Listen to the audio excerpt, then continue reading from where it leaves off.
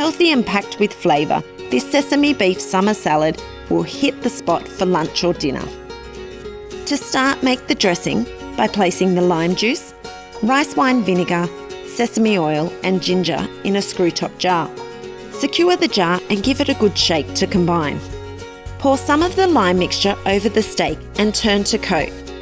Cook the steak on a hot char grill for 3 to 4 minutes each side or until it's charred and cooked to your liking. To test if the steak is cooked, press it with a pair of tongs. If it springs back a little, it's cooked to medium. Transfer the steak to a plate, loosely cover with foil and allow it to rest. While the steak is resting, combine the cabbage, onion, cucumber, carrot, mint and sprouts in a large serving bowl. Drizzle over the remaining lime mixture and toss to combine.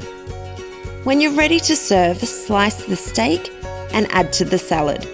Sprinkle with cashews, coconut and shallots, then season with pepper.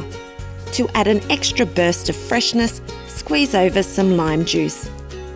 Zesty and bursting with flavour, this sesame beef salad is perfect for the summer months and beyond.